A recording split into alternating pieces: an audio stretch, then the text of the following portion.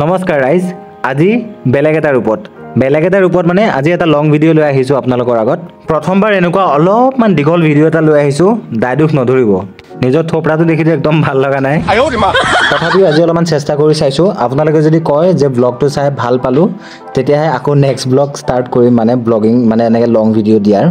বাৰু যি কি নহওক আজি ইমানে দৌৰাদৌৰি হৈছে যে মই কাপোৰকেইটা বেগত ভৰাব নোৱাৰিলোঁ আহি পেলাই ডাইৰেক্ট গাড়ীৰ চিটৰ ওপৰতে দিছোঁ আৰু ওলাই দেখিছোঁ মাংস আৰু মাংস দেখি মোৰ জিভা লপালেই নহয় আধা কেজি মাংস গুৱাহাটীৰ পৰাই লৈ আহিছোঁ যাতে আজি ঘৰত ভালকৈ ডকচি খাব পাৰোঁ আৰু এইফালে ইমানেই গাড়ী হৈছে ৰাস্তাটো পাৰ হওঁতে কমচে কম 5-10 মিনিট লাগি যায় আৰু ট্ৰাফিকৰ কথাটো ক'বই নালাগে কাহিলীৰ পৰা খানাপাৰা পাওঁ মানে মই সেইখিনি সময়ত চাগে ঘৰে পাই যাম আৰু এই ট্ৰাফিকত গাড়ী চলোৱা বুলি ক'লে মাথাটো বেয়া হৈ যায় মানে কিন্তু উপায় নাই আজি ঘৰ গৈ আছোঁ আৰু বাইক লৈ যাবলৈ মানে বহুত বস্তু নিবলগীয়া আছে কিবা কিবি বজাৰ কৰিবলগীয়া আছে বাইকত অলপ অসুবিধা হয় সেইটো কাৰণে ভাবিলোঁ গাড়ীখনকে লৈ লওঁ বাৰু যি কি নহওক এইফালে গণেশ মন্দিৰ আৰু হনুমান মন্দিৰ সেৱা কৰি ওলাইছোঁ আৰু এইফালে অসম বিধানসভাটো ধুনীয়াকৈ লাইট লগাই দিছে ভাল লাগিছে কিন্তু দেই একদম ধুনীয়া 10ৰ ভিতৰত 8 দিছোঁ মই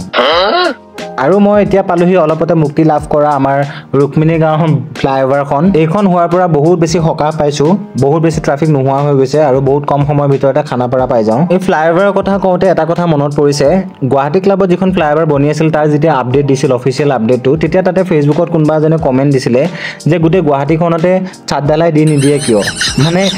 ভাৱ কিছুমান আহে আৰু এইটো আল্টিমেট আছিল কিন্তু বাৰু যি কি নহওক এতিয়া আহি পালোঁ যোৰাবাটৰ যিটো গণেশ মন্দিৰ আছিল গণেশ মন্দিৰ পাৰ হ'লোঁ আৰু আহি পেলাই খেত্ৰী পালোঁ কামদেনীখন দেখি ভাবিলোঁ মই ইয়াতে একাপ চাহ খাই যাওঁ বা কিবা এটা খাই যাওঁ ঘৰ পালোৱে হয় বা তথাপিতো জানেই পেটটো কুটকুটাই আছে বা মনটো কুটকুটাই আছে ভাবিছোঁ ইয়াতে কিবা এটা খাই যাওঁ অলৰেডি ডিচাইড কৰি লৈছোঁ যে কিবা খাম মানে কি খাম ইয়াতে বাট ষ্টিল মোৰ ফাইনেল ইয়েৰৰ প্ৰজেক্টৰ নিচিনা মেনুখন উলিয়াই ল'লোঁ এনেই এবাৰ চাই আপোনালোকক দেখালোঁ আৰু অৰ্ডাৰ দিলোঁ যিটো মই মাইণ্ডত ভাবি আহিছিলোঁ ইয়াতে ভেজ পকোৰা আৰু ভেজ হাক্কা নুডলছ যেহেতু আজি থাৰ্ছডে আছিলে সেইটো কাৰণে পিয়'ৰ ভেজ কেমেৰাটো ওলাই নিজৰ থোপৰাটো চাই থাকোঁতে এইফালে মোৰ অৰ্ডাৰ আহি গ'ল ভেজ পকোৰা আৰু ভেজ হাক্কা নুডলছ গোটেইখিনিতো খাব নোৱাৰোঁ এগালমান দিছে আৰু এক প্লেট হাক্কা নুডলছ পেক কৰি ল'লোঁ মায়েতো খুব কমেই খায় দেউতাও খুব কমেই খায় বাট কেতিয়াবা খায় আৰু অলপ ভাবিছিলোঁ ভেজ পকোৰা ল'ম বাট অলৰেডি খতম হৈ গৈছে সেইটো কাৰণে ভেজ হাক্কা নুডলছ অলপমান পেকিং কৰি আকৌ যাত্ৰা আৰম্ভ কৰিলোঁ 280 টকা পে'মেণ্ট কৰাৰ পিছতহে মোৰ গাত লাগিছে যে মই ইয়াতে কিয় ৰখিলোঁ কাৰণ ঘৰ অলমষ্ট পাবলৈ হৈছিলে নৰখা হ'লে মোৰ 280 টকাটো বাচি যায় বাৰু যি কি নহওক ফাইনেলি জাগিৰোড আহি পালোঁ আৰু জাগিৰোডতো এতিয়া ঘৰৰ অলপমান বজাৰ আছে ঘৰৰ বজাৰখিনি কৰিহে নেক্সট ষ্টপেজ মোৰ ঘৰ হ'ব বজাৰ কৰি হৈ গৈছে আৰু এতিয়া আকৌ যাবলৈ আৰম্ভ কৰিছোঁ আগতে যেতিয়াই আহোঁ তেতিয়াই মানে ৰেল গেট বন্ধ পাওঁৱেই সেইটো আটাইতকৈ কামোৰ আছিলে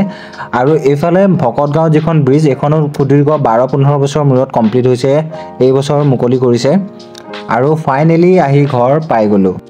গাড়ীৰ হৰণ মাৰাৰ লগে লগে আমাৰ মেম আহি উপস্থিত হ'লে বহুত দিন পিছত দেখা নিচিনা লাগিছে এইবাৰ মানে 10-15 দিনৰ পিছতহে আহিছোঁ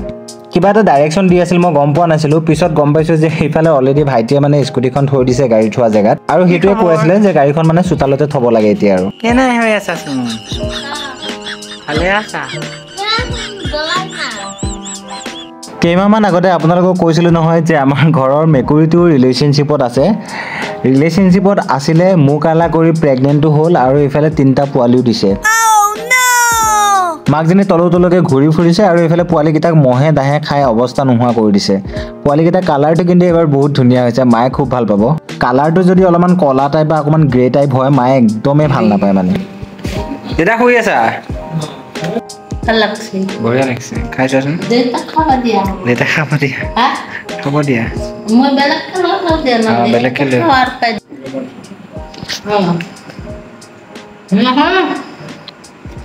বাড়ির পাওয়া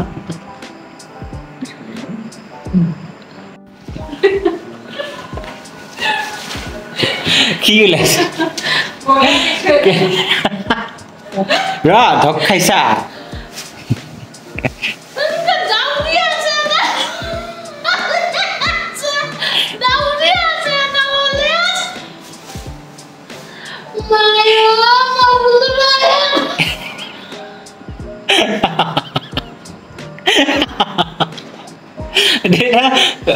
তুমি আছিলা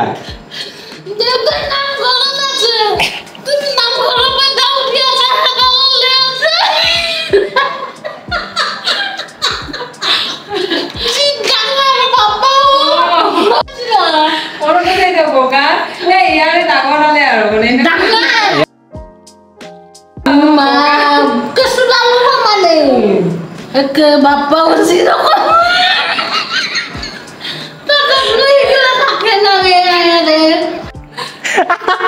গ'লে যে নহয় এইগিলা লাগি থাকিলে আৰু কেঁচু বুলি ভাবব না মায়ে তাতো দৃশ্য মনত পৰিলে যে হাই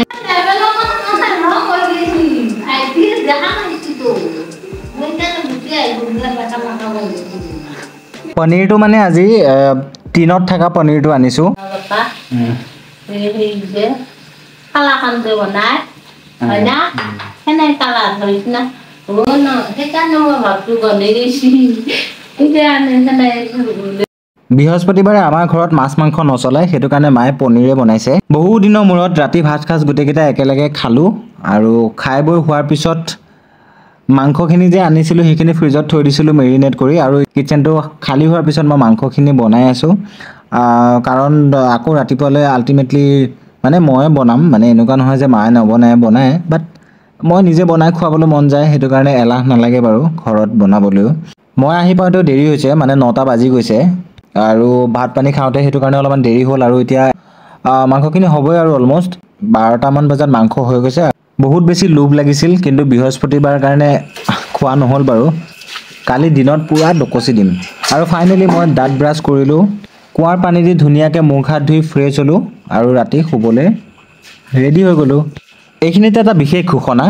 যদি মোৰ ভিডিঅ'টো চাই ভাল পালে তেনেহ'লে লাইক কমেণ্ট শ্বেয়াৰ ফ'ল' আৰু মোৰ ইউটিউব চেনেলটো ছাবস্ক্ৰাইব কৰি দিবলৈ নাপাহৰিব লাইনটো বৰ দীঘলীয়া হ'ল নেকি বাৰু মোৰ নিজৰে কওঁতে মুখত লাগি ধৰিছে গুড নাইট